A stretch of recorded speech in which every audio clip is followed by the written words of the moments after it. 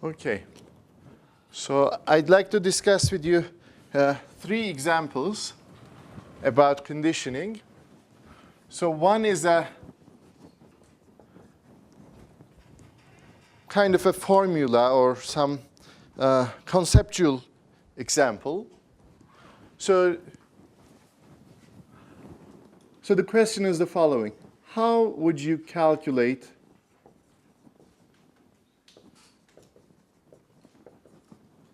the expected value of g of y and h of z if you know the distribution of y and the conditional distribution of z given y? Okay.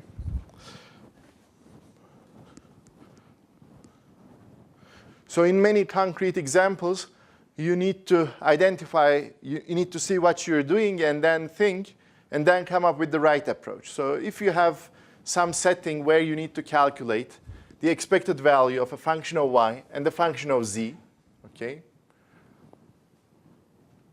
how would you do that if you know the distribution of y and the conditional distribution of z given y? Okay. Well, if nothing is told to me and I need to calculate this expectation, I would just see it as a function of y and z together and try to integrate this function, g of y, h of z, with respect to the joint distribution of y and z, right? This is how we would calculate it. But now we need to do it using conditional distributions. So how would you do that? What would you condition on? Y, right? Because this is the random variable that is given to us in the conditional distribution. So how would we do that? Well, we need to calculate g of y, h of z. And now, conditioning on y means what? We need to condition on y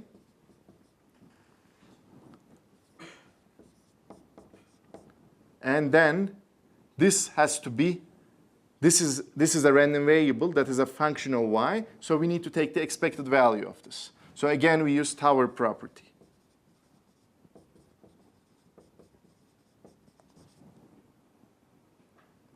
So it's the expectation of the conditional expectation. And next thing is take out what is known.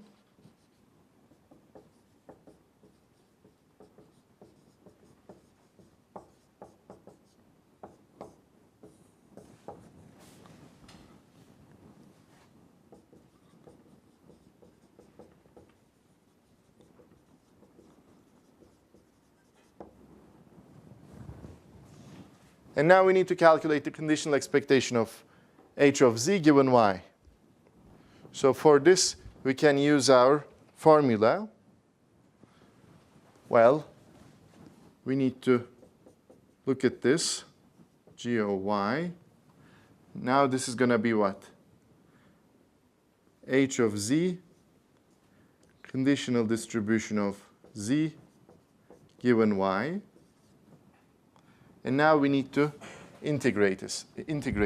So if you call it k of y, or let's say, if you call it ky dz, okay? So you need to calculate this quantity. You need to evaluate this integral. Of course, since it's not a concrete example, all we need to do is to write it as an integral applied to y. So now this is a function of y, so we can use the distribution of y to calculate the end result. So we use the conditional distribution and the distribution of y. So this would be the way to calculate it. Of course, this integral needs to be evaluated. And then we should see if we can evaluate the outer integral, etc., etc. Just an idea, just a conceptual example.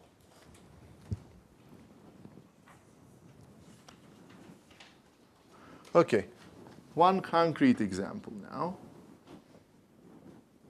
Any questions about this example?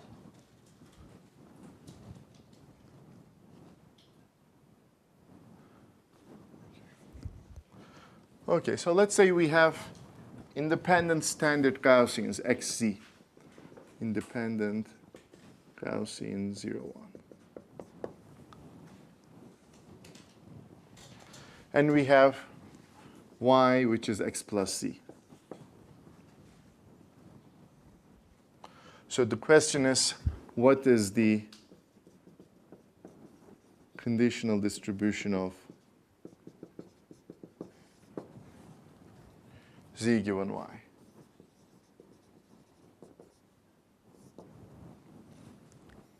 Okay. So first of all, what is the distribution of y? What is the distribution of y? X and z are independent Gaussian 0, 1s.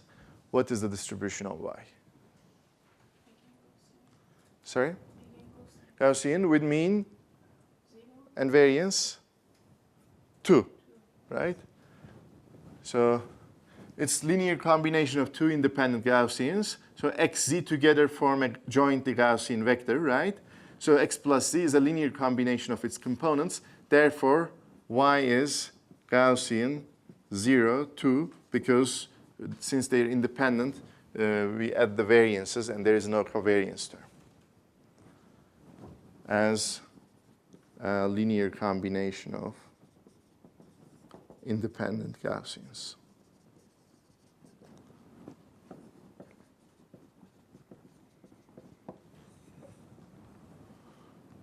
Now, what is the joint distribution of y and z? Joint distribution of y and z. So the idea is that since we have this disintegration theorem, so if we have the joint distribution, maybe we can disintegrate the joint distribution into the distribution of y, which is just Gaussian 0, 2. Let's write it specifically, right? E to negative y squared over 2 times sigma squared, it is 4. 2 pi, again, the variance is 2, so I should just write 4 pi dy. This is the distribution of y. So the idea is that if I can find the joint distribution of y and z, I should write it as the product of the distribution of y times a transition probability kernel, which is going to give us the distribution of z given y by the disintegration theorem. So how should we figure out the distribution of the joint distribution of y and z? Since I said joint, I don't need to put the parentheses. Okay, how do we figure out the joint distribution of y and z?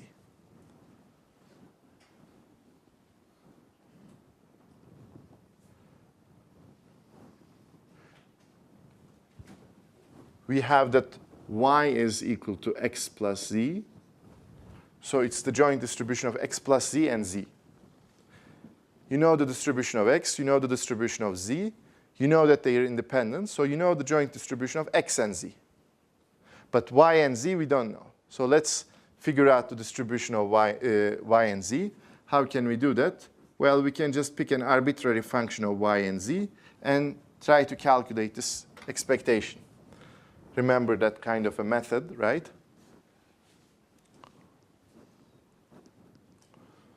Well, there is another way, which we can discuss later.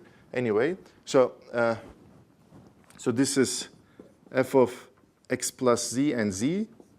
So the joint distribution of x and z is simply the product of the marginal distributions, since x and z are independent. So this is x squared over 2, 2 pi, z squared over 2 over 2 pi. So dx here, dz here, minus infinity to infinity, minus infinity to infinity. Okay, so this is the correct variable here, but this is not. We have x plus z, so we need to make it y. So for fixed z, let's do the substitution here. So x plus z is y, meaning that dx is dy for fixed z. And the limits of the integral is going to be, again, minus infinity to plus infinity, f of yz. E to negative, x is now y minus z squared.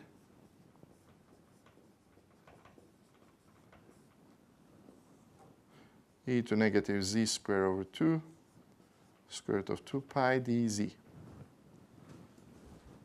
So the conclusion is that the joint distribution of y and z is e to negative y minus z squared over 2 plus z squared over 2, right, over 2 pi dy dz. Y and z are in R. So we did it for, let's say, f bounded continuous functions on R2. So that you can, so that this is Riemann integrable, so that you can use Tonelli, etc., etc. Yes. Also use convolution. Of course, you can use the convolution from the homework, exactly. Or you can also use the fact that since we're in the Gaussian setting, well, what is the joint distribution of y and z? Well, you can say that they should be Gaussian again. So just take one linear combination of y and z. So another approach. Convolution from homework 8. Another approach is to pick a y plus bz. Well, y is x plus z, and this is just z. So this is ax plus a plus b times z. And since they are independent Gaussians, this should be Gaussian as a linear combination. So the question is to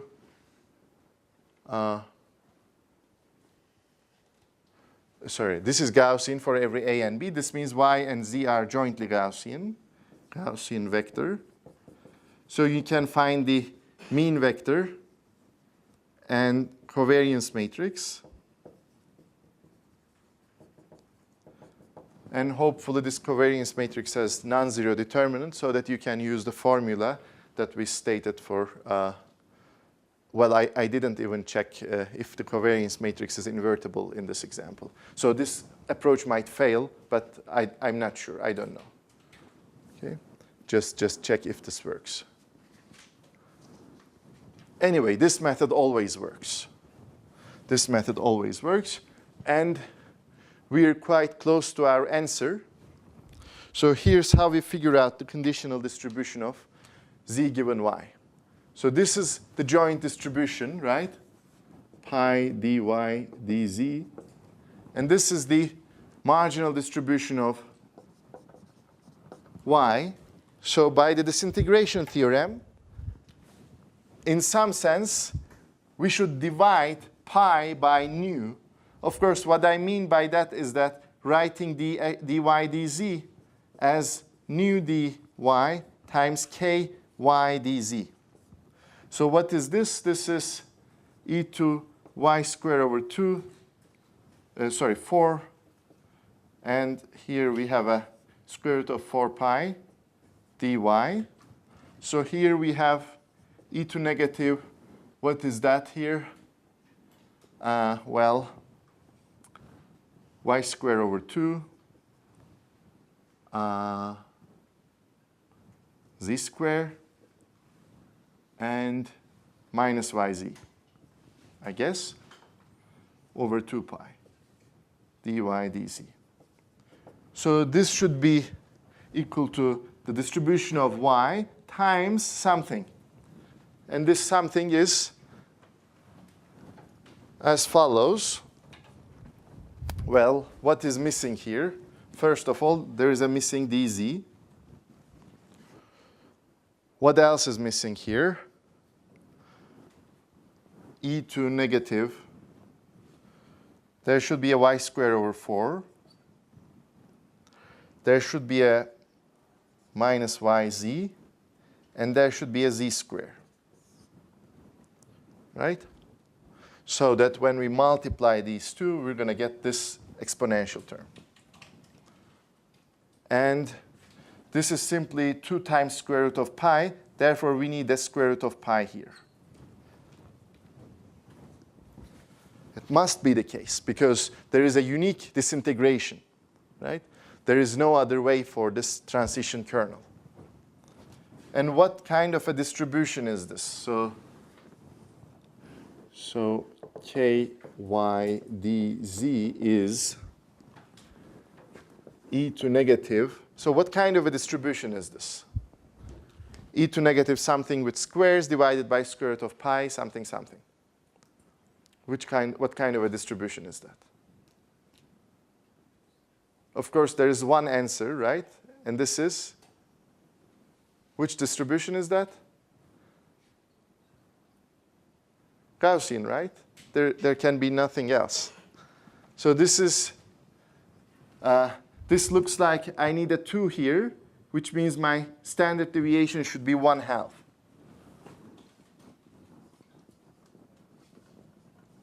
So this means in the denominator we should have 2 times 1/2, which is just 1. Okay, so now what is the other stuff? Note that this should be a distribution with respect to z. Y is just a fixed number, right? So I should see it as z minus something. And indeed, this is z minus y over 2 squared. Z squared, y squared over 4 minus yz, right? dz.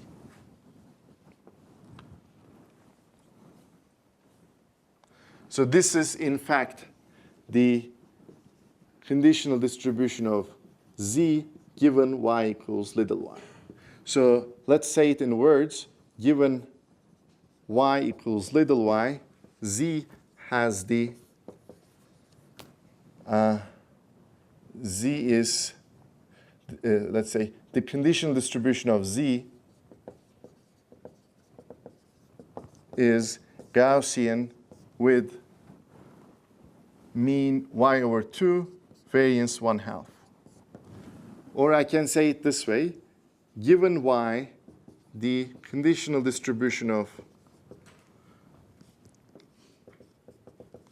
z is Gaussian capital Y over 2, 1/2.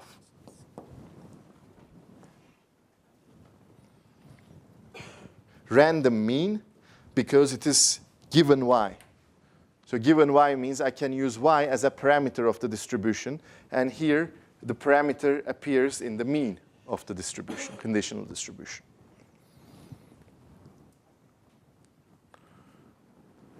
Right? So you can also say that conditional expectation of z given y is what? So if this is the conditional distribution of z given y, what is the conditional expectation of z given y? This is Gaussian with mean and variance, right? So what is the mean here? This, right? So as a byproduct, we also have that the conditional expectation of z given y is y over 2. Maybe one more example. First of all, this example is kind of quite important. So you should ask if you have any questions. So although we talked so much about regular versions, etc., so in daily use, we just say this is the expectation what we are saying is that this y over 2 is a version of this conditional expectation. But of course, who cares, right? In practice, who cares? This is just the conditional expectation of z given y, right? That's what we say. And of course, this is a regular version of the conditional distribution, but again, who cares, right? As long as they exist, as long as it is mathematically right, who cares, right? And in most cases, in many applications, we are safe. We just have those regular versions of the conditional distributions. We have the disintegration theorem. So it is important to know the disintegration theorem to be able to just catch this conditional distribution here. You might wonder why this is unique. Well, this is unique because you're dealing with probability measures. So you cannot just take this square root of pi here and put it there. Because if you do that, this wouldn't be a probability measure. This wouldn't integrate to 1. This would integrate to 1 over square root of pi, right?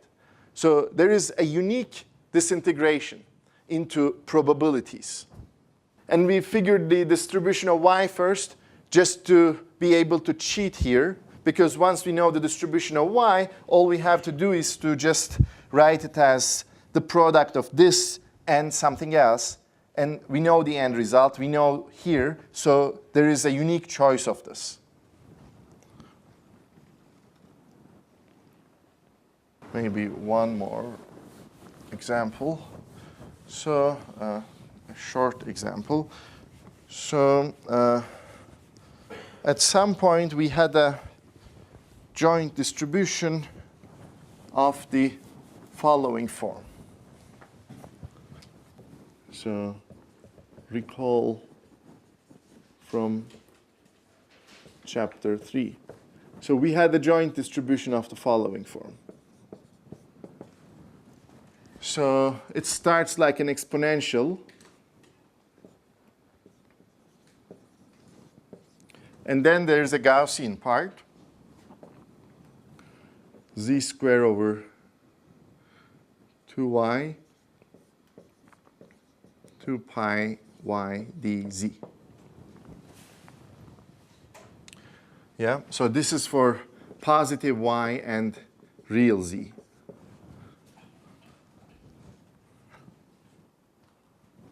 So it is the distribution of some vector yz.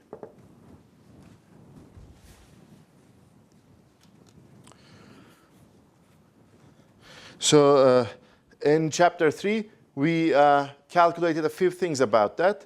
First of all, it is almost immediate to see that the distribution of y is exponential. Because if you integrate it with respect to the z variable, this is going to be the Gaussian distribution with mean 0 and variance y. Therefore, this is going to integrate to 1. So this is going to disappear if you integrate with respect to z. So you're going to get that this is the distribution of y, which is exponential with parameter c. C is just a constant here. So it is almost immediate that y is exponential with c. And this is the joint distribution of y and z.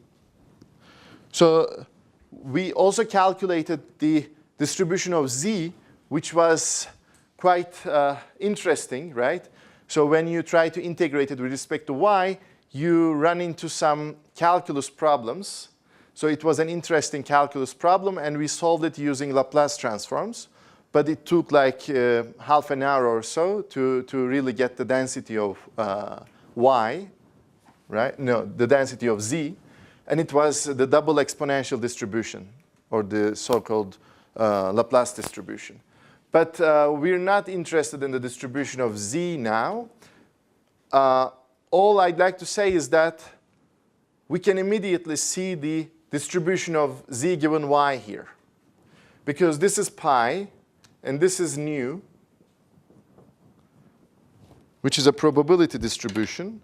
So what is left here must be the conditional distribution of z given y equals little y. And this is, in fact, the Gaussian distribution. So given y equals y, the conditional distribution of z is Gaussian with 0 and y. Or given capital Y, the distribution, the conditional distribution of z is Gaussian 0 capital Y. In other words, well, there is something called conditional variance. Let me define it for you here. So we're going to say that the conditional variance of z given y is y. And what is conditional variance? Well, it is just the square of the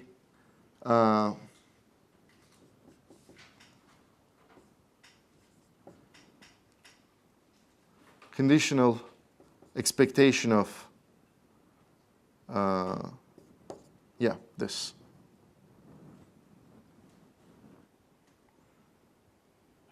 Given y.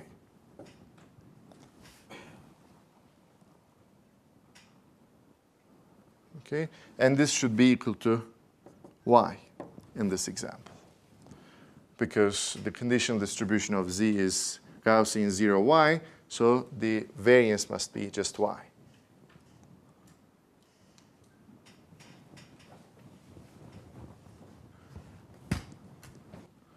So I think this is all I'd like to say about conditioning. So we discussed conditional expectations, conditional distributions, probabilities, etc., etc.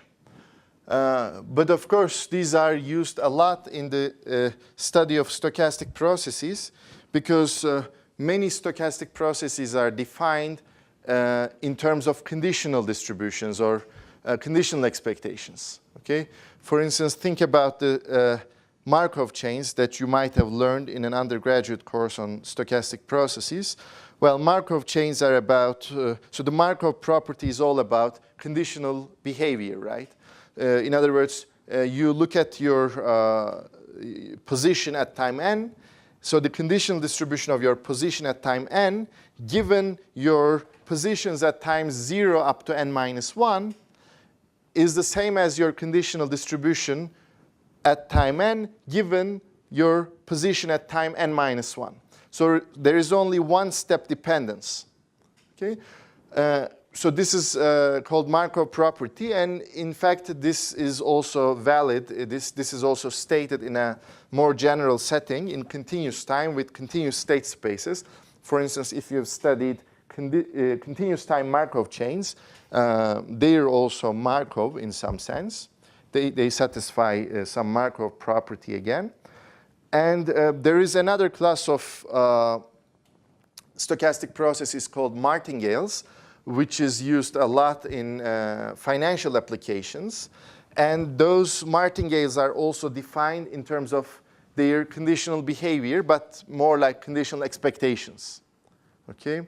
So the conditional expectation of a future position given the past until now is just the same as your value today.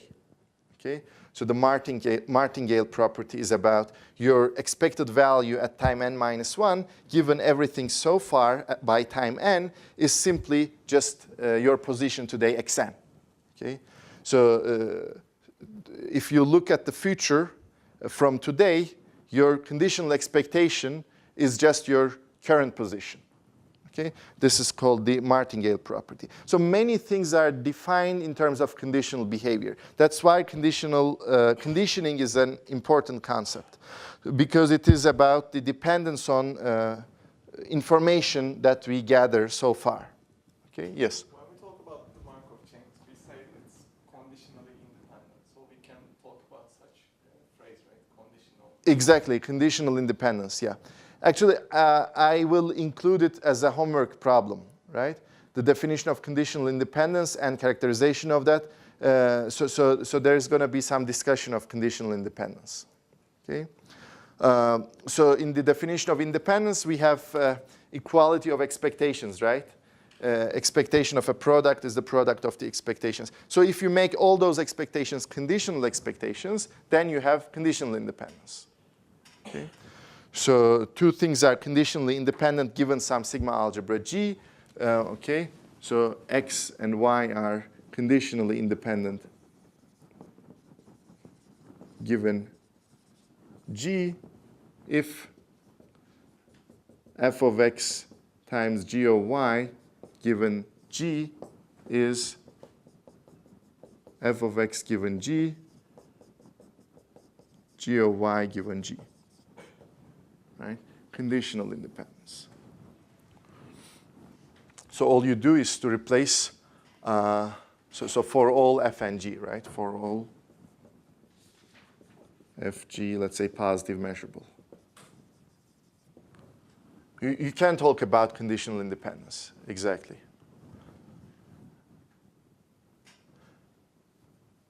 And in fact, Markov property is defined for continuous time, for general Markov processes.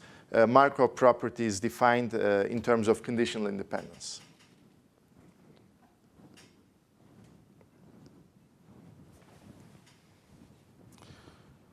So although this is not a course on stochastic processes, I still want to at least step in this field for a couple of hours and at least discuss what we mean by a stochastic process, because stochastic process is an infinite collection of random variables. And so far we only talked about finite collection of random variables, which are random vectors. So there is an issue that we need to fix there.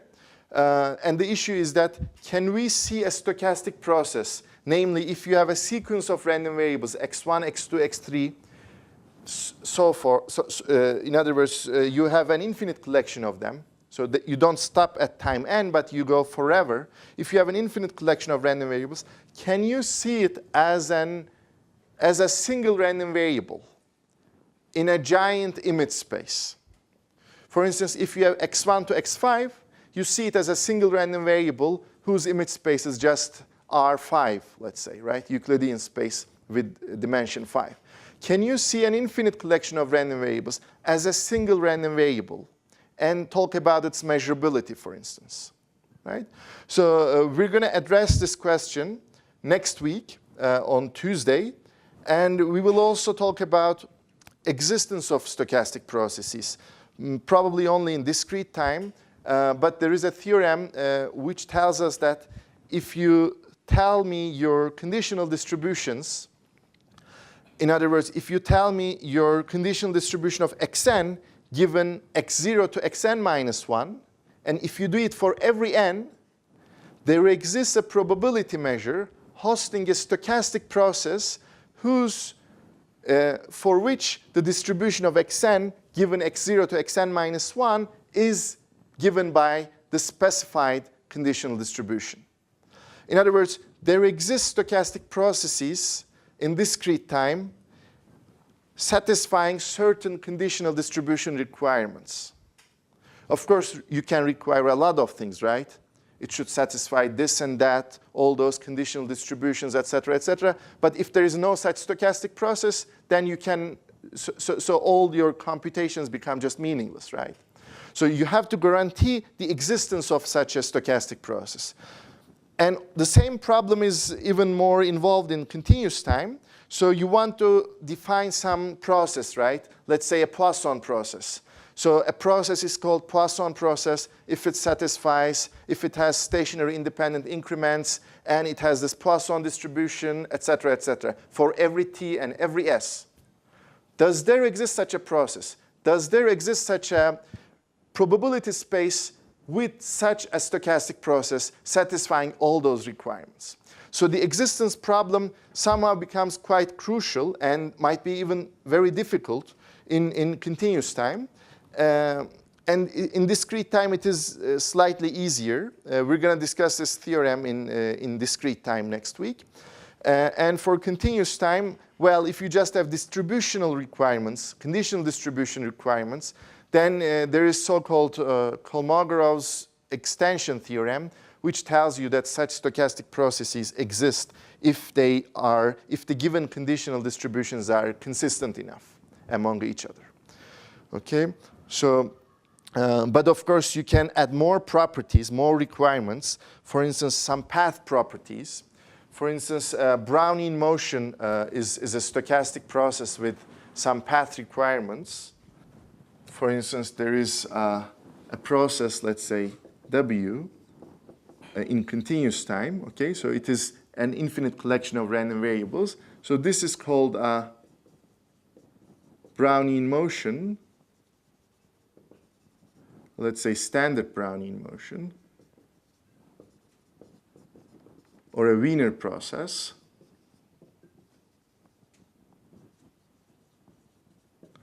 If it has stationary and independent increments, so this has the Gaussian distribution with mean 0 and variance t minus s. It is independent of Ws1 to Ws(n) for all S1 to Sn in 0 to S. So stationary increments, independent increments, and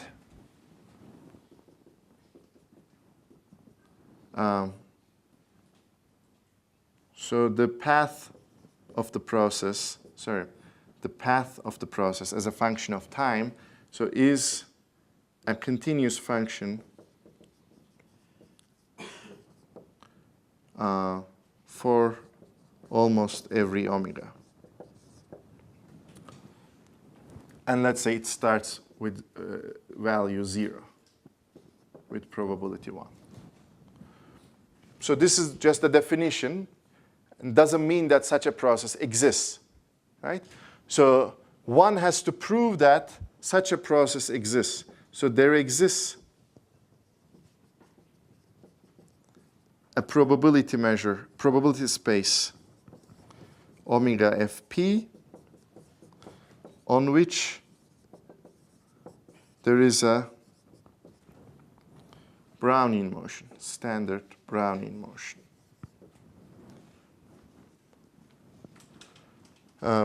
This theorem cannot be shown by Kolmogorov's extension theorem because of the path requirement. But there are actually simplifications of this definition.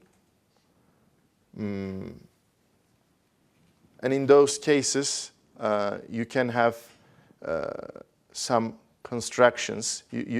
So there are proofs just specific to Brownian motion without using Kolmogorov's extension theorem or anything. So you try to construct a Brownian motion just using independent and identically distributed Gaussian random variables, and show that they converge to some Brownian motion. Okay, so all I'm trying to say is that so results of this form are quite non-trivial, and one has to be careful. Okay, one has to be careful. You can state a similar theorem for Poisson process, but its proof is much easier, actually. We're not going to worry about the existence of Brownian motion or anything. I just wanted to state it for fun, just to give you an idea of what kind of issues there are in stochastic processes. But once you have as a guarantee of the existence of a stochastic process, then you can do a lot of nice calculations with that. Okay? So once you pay this entrance fee, then you don't worry about the existence of the process, and you calculate many useful stuff. Okay? So it was just a very brief introduction to stochastic processes and some of the ideas that we're going to discuss on Tuesday. I'd like to just stop today, okay? And next week we're going to discuss these and then talk about convergence. convergence of random variables. So we are slightly moving towards the end.